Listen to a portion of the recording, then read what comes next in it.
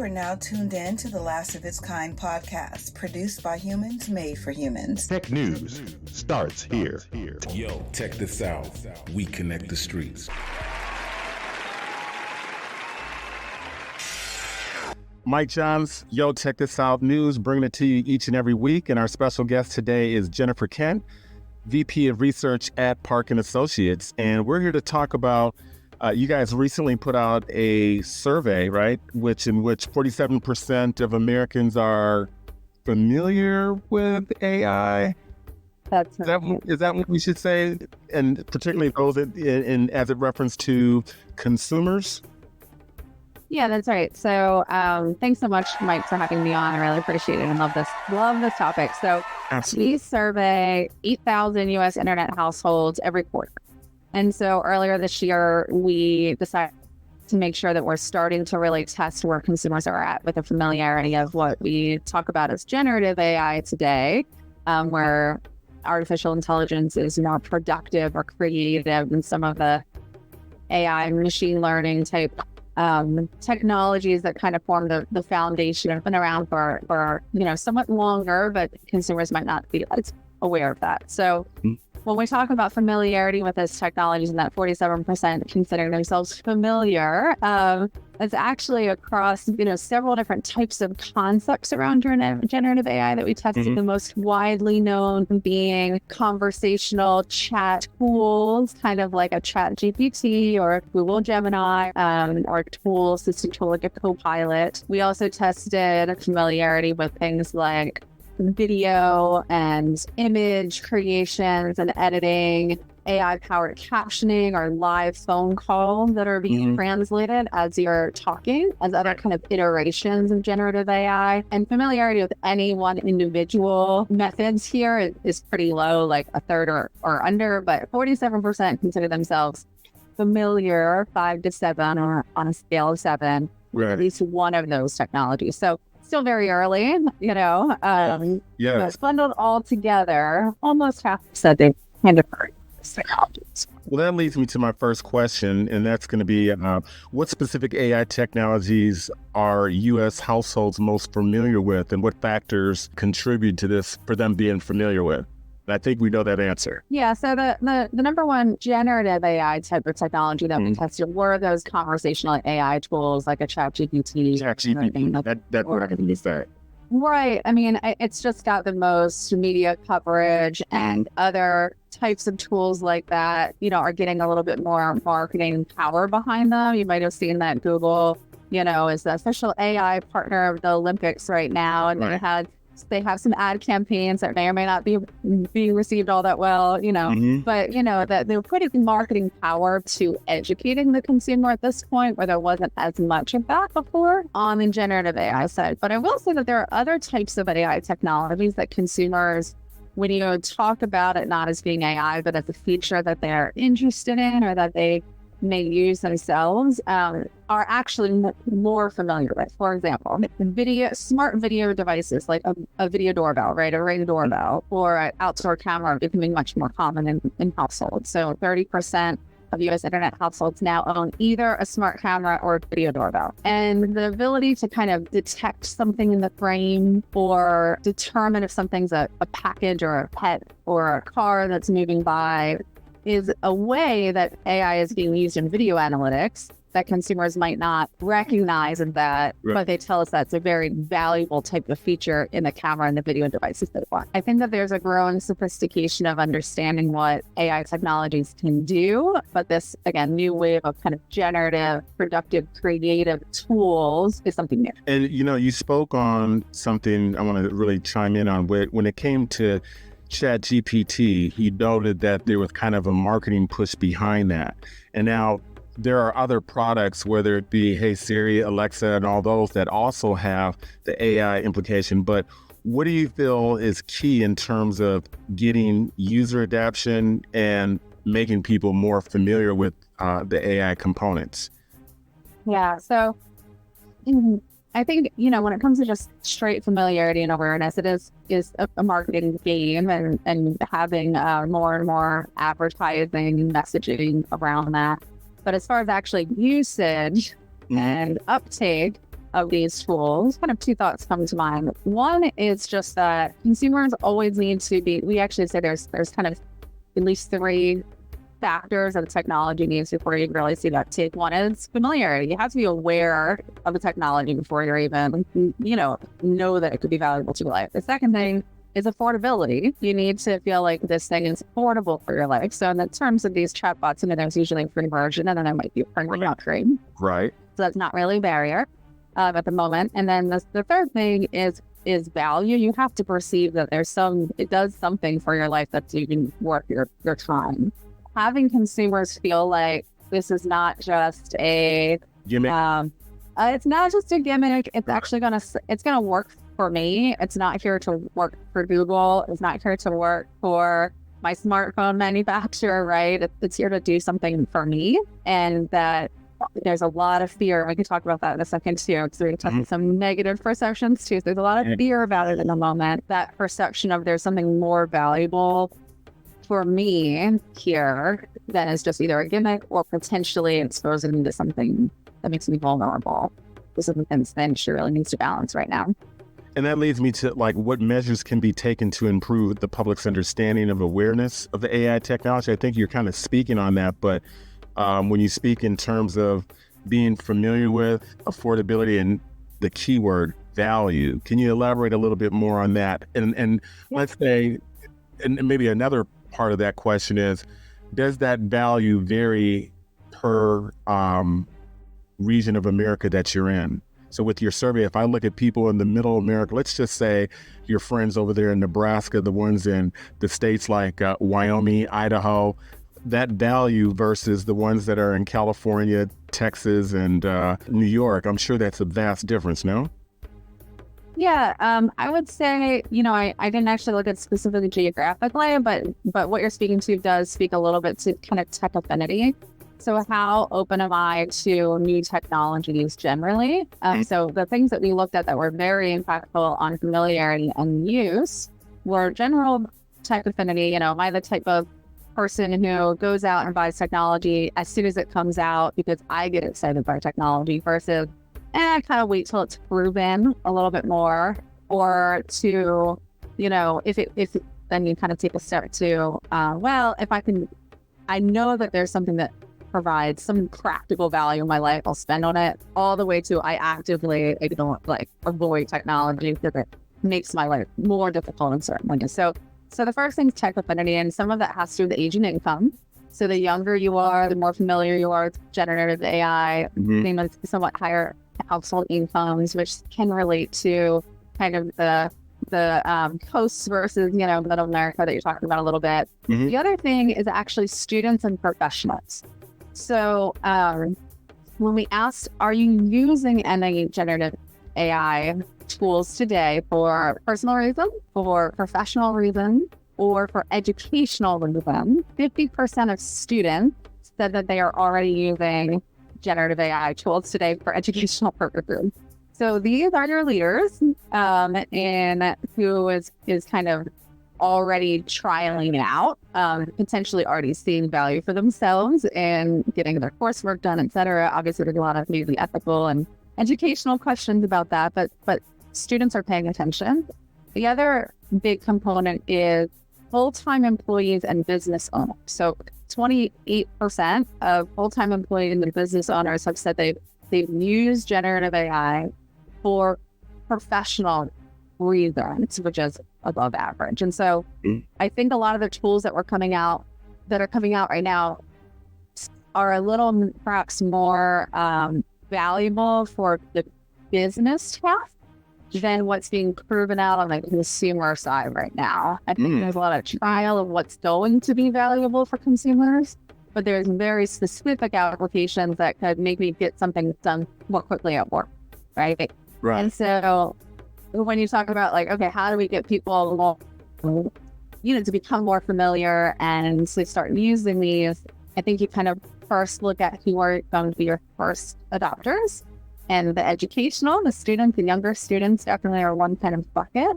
And then the kind of professional tier that use these technologies at work and then may see the value to their own personal lives is another place to start. Got it. It just reminds me, Microsoft did a study last year, I think in 2023, in which they were just kind of testing the wave of where Americans were at with AI. Is it a trend? And then they realized a year later, it's here to stay.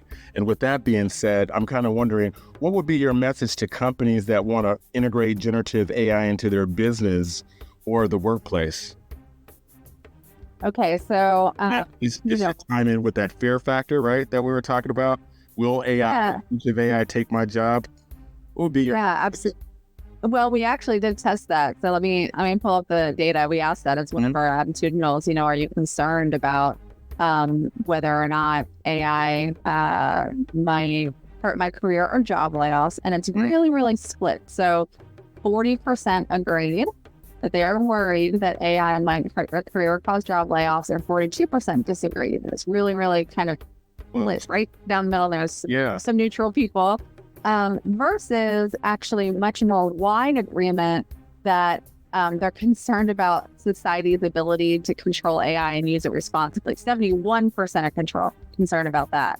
So I'll say that again, just because a lot of data points out here. So 71% controlled about our ability to control AI, 40% controlled about the concern about their job. Neither of which should be, shoved to the side at all.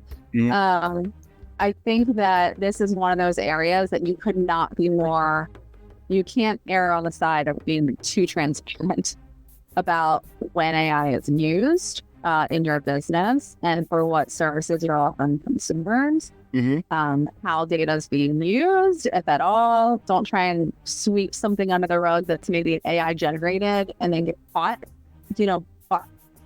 by somebody noticing it and called out.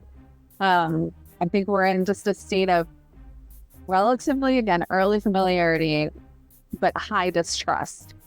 And so in that, in that moment where there's a lot of concern and watching how this is going to roll out, I think you really need to be, again, kind of over transparent and maybe cautious of how you message things and how you roll out products. Well, with that being said, then how do we reduce the fear factor of will robots, automation, and AI take my job? What would be your suggestion, in creating a campaign that says, that kind of neutralizes that? Yeah, so a couple of things come to mind. One is, I think there's a lot of, again, great tools out there that practically what we're seeing first are assistive capabilities. That the AI that's available today really is not necessarily replacing jobs, though that perhaps may come for certain tasks, especially kind of white collar work. But right now it's very assistive. It's a way to make you more efficient at work. And I do think that companies investing in training, actively looking for training and educating their own workforce on how to make the most out of these tool sets, and then giving their employees the skills to ride what could be a rising tide of I'm even more prepared for this next kind of wave of employment where it's expected that I can use Excel to some even maybe minor, level today, or PowerPoint, or Word documents, and I know I'm talking Microsoft speak, but the Apple version as well. There's some basics in the professional world. And so if there's going to be a basic assumption that we're going to be using some AI tools soon, well, be proactive and educate your workforce on that. And I think that takes the fear factor down a little bit and actually empowers your employees to do more and be more efficient and feel engaged with the technology. And honestly, may come up with some great ideas of how it could do more and do better and help make them even better. I think of company. So again, you're talking companies should invest in training, and I totally agree with that. How would that look with, let's say, the auto industry? And, here you are with blue collar workers that go to the plants. And this is probably where you would automatically see, the automation play come into play. So I use that as an example because that's where the fear is, right? I once upon a time, I used my hands and I was on the assembly line. Now there's robotics. You couple that with automation, you couple that with generative AI. What's the training that you're going to do for me? Hell, I feel like I'm out of a job. Yeah. And in fact, I think that there's an interest. So to answer your question directly, I think a lot of what's happening in the auto industry is actually an earlier wave of automation and robotics. And there's some AI that's happening again. When I talk about video analytics, the ability for cameras and the video analytics behind them to do quality assurance and watch the product going down the line. Maybe a human person was doing more quality assurance checks, and now even that's becoming automated because we have artificial intelligence that can use the stream, to do some of that testing. And I think that that's a reality. What's interesting is actually in this version of generative AI, I think that the vulnerability actually might be the blue collar workers have already been dealing with that now for decades, essentially, and we're seeing that impact in our workforce. I think this wave is going to bring the white collar workers to that same place of, okay, is my job fully redundant now, basically, or not. And when we did break down concerns about AI impact on job market, anybody who's working remotely actually has greater fears than non-remote workers today about generative AI maybe hurting their career, causing layoffs. So I think that does speak to, again, the tools that we're seeing coming out are, I think, more likely to actually impact. It's a very, very software driven, and the tasks it's doing are software driven as opposed to the tips of working with my hands. Types of, tasks that you were talking about before that are more kind of robotics automation that has been happening now for decades. And so, there's some real fear that the generative AI software is going to, make white collar jobs redundant. I think that these are great big challenges to tackle. There's probably going to have to come investment. And for me, I think the biggest thing that companies can do now to help their workers is to be super proactive in training from today. What is this? The basics. What does it mean? What tools are available? Can they start using them and training you how to use them so that you have that step up? That just leads me to say, when I look at jobs, I think of the routine. And right now, if your job has a routine, then there's chances that it could be automated. So if we're talking about companies should be invested in training, this goes right back to the auto industry. And then I can even add radio, iHeart to Odyssey, and all, the big three major radio platforms have now taken this AI approach. And so again, if your job is a routine, then it could be automated. So I'm kind of conflicted in terms of, companies could be invested in training, but here I am as the assembly line plan. Here I am as the on-air personality. There's so many routines, right? I could be in as an attorney, you spoke on white collar jobs. So when we invest in the training, are we invested in a training that just reminds me I only have 3 years left in my position? Right? Because that's the transparency. That becomes the eye opener, right? Yeah. I think that's fair. And honestly, again, this next week, it used to be the conversation of, more creative jobs are safer, right? Because you're a graphic design person, and you've got the creative touch. If you're an on-air personality, nobody can replace you, right? So, because you've got the thinking, right? But we do have AI that is producing music and producing art and producing video. And so this idea that it can create in ways that appear close enough today, though you can sort of tell the difference, but you've got to imagine 4 or 5 years down the line, not really tell the difference between AI created or not. I do think that's where a lot of the fear comes from, and I think that's maybe not unfounded. So yeah, great question. I don't really have a solution for you. Because I always use this analogy. Once upon a time, just on the music sector, DJs would debate against the MP3 DJs. Oh, we're using vinyl records, and those guys over there, they're not real DJs. They're using MP3. And this is a serious analogy that I'm going to make for you. They would debate back and forth. The vinyl DJs who go to the club, they have to bring the record crates of all the records there, that manual process versus the new age DJ that has everything stored right there on his phone, plugs it in, and he's moving the crowd. And what I end up seeing is that no one puts the spotlight on the crowd. The listeners to the music may not care if it's vinyl or if it's MP3. And now let's just switch that into this world where we're at, where it's synthetic media, synthetic friends, synthetic people, right? We're all living our Instagram life, this perfect picture that we want to put out there. Well, ultimately, will people care that it's AI generated, or, the margin that is, this person created the artwork by hand or what have you? I mean, it's just mass adoption.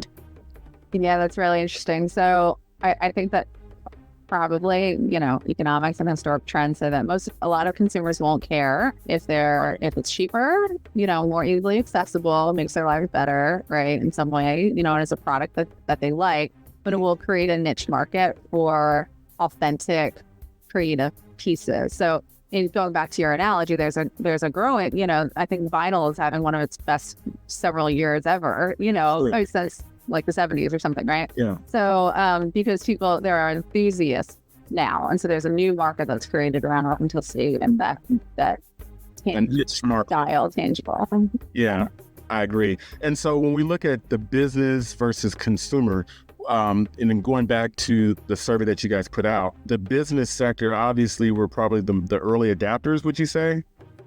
To AI, and then how do we make the consumer markets catch up to that and make that kind of even Steven? And where does education fit into that, like as another sector? I think that we're still going to continue to see the kind of professional and commercial market go way quicker on generative AI because there's going to be some action. I think it'll be easier to prove the return on investment, and investors have pumped out a ton of money into generative AI models, and they're going to want to see a return. And there's an enormous amount of computing power and energy consumption that's going behind all of this, right? And I think that it's clearer where the return on investment is on the professional side than on the consumer side. Making work more efficient is something that can be boiled down into dollars and cents, but then businesses will pay in a B2B, software arrangement for. What about shopping? What about, all the different things that we do? Because that's big, right? And yeah, absolutely. So shopping and then education, that's another one that you said, which is really interesting. I don't know that I've seen great models yet of how educational generative AI is going to be like institutionalized and all. I think it's gone right to students at the moment. Yeah. And the universities, for instance, and K through 12. I mean, I think our educational infrastructure is probably not ready for this, and it's more how do we keep it out as opposed to, is there a model in which this works and it comes in and we use it in some way that's beneficial for education. So I think right now the educational market, because you asked about that, is probably just the consumer market, and it's that students are making use of it in certain ways for better editing, like Grammarly, or better help me make my projects better, and hopefully not do my projects for me. But there's some evidence on it. And then yeah, exactly. And then remind me, what was the other thing that you said?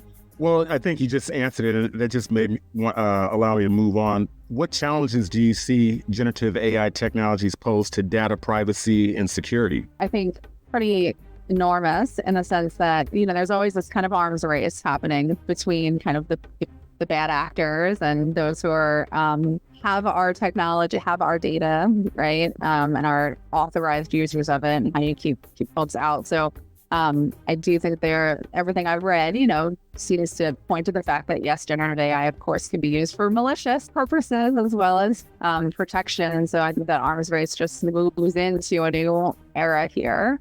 At the same time, it provides, so two things I would say. Again, you have to be super transparent and act from a place of kind of privacy and security first. We've seen a lot of movement in that IoT space, Internet of Things space, where we spent a lot of time in Parks Associates, where there's more movement among companies today to push as much data processing and storage to the edge as possible, and actually send less of it to the cloud to make us less vulnerable. How that translates into whether or not that limits generative AI tools, or it's going to be fine, I'm not totally sure.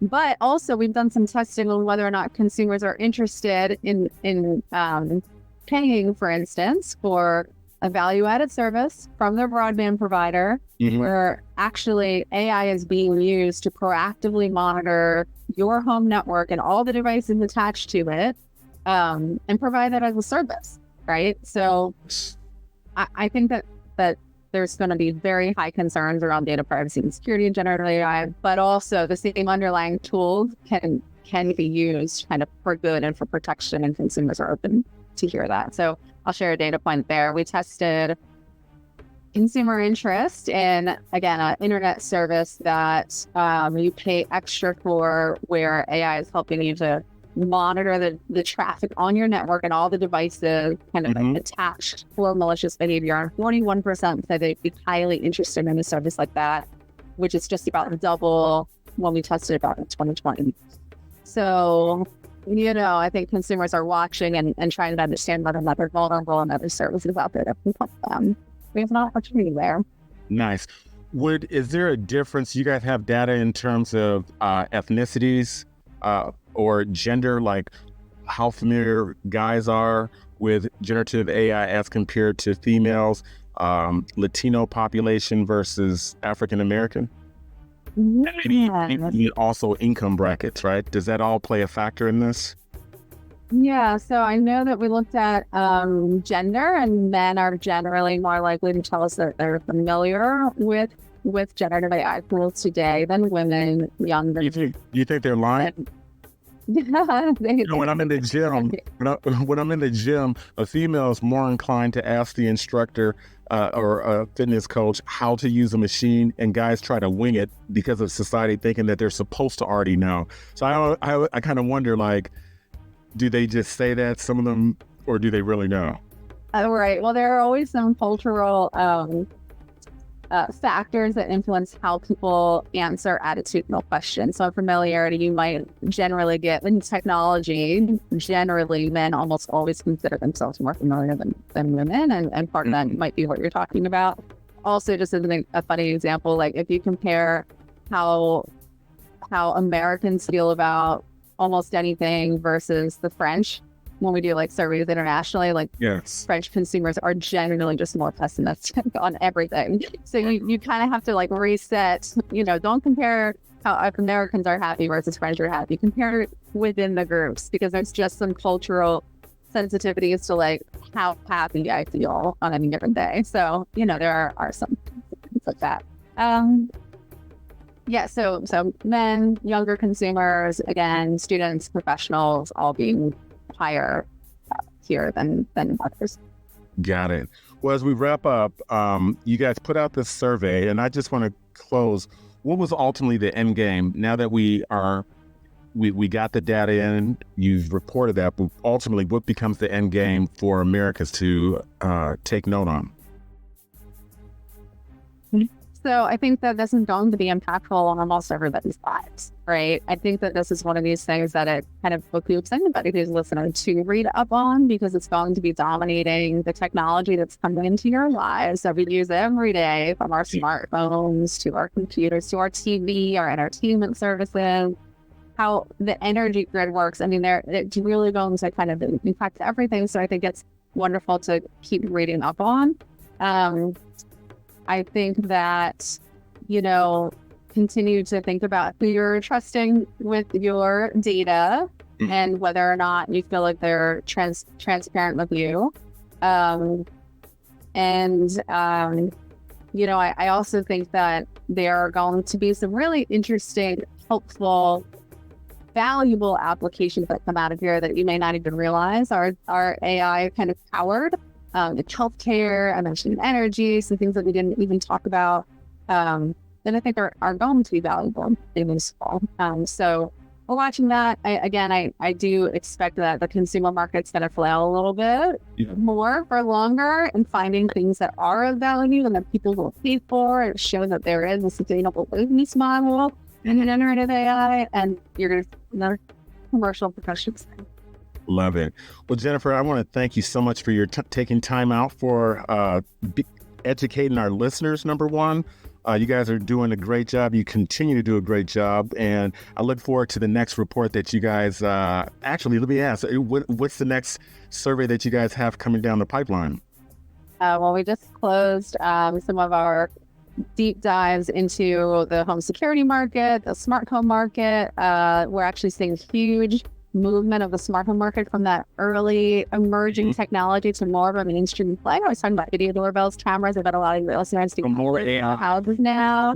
Right, exactly. And so really looking at what services that people like around those. In fact, even things like plumbing and electricians and HVAC and the more kind of ho-hum stuff but that people use all the time. So we're looking at really valuable practical applications. So I'm really excited about that. And then our next wave is entertainment. So we're talking about sports betting. We're talking about interactive advertising, commerce on TV. You mentioned commerce. Yes. Very, very interesting. And sort of the fragmented sports streaming fan experience. Because who knows when their game is on and on what service? Nobody, right?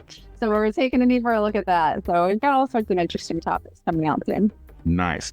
Jennifer Kent, VP of Research at Park & Associates, I thank you so much for your time. Mike Johns, Yo Check This Out News, you know how we do it. Yee.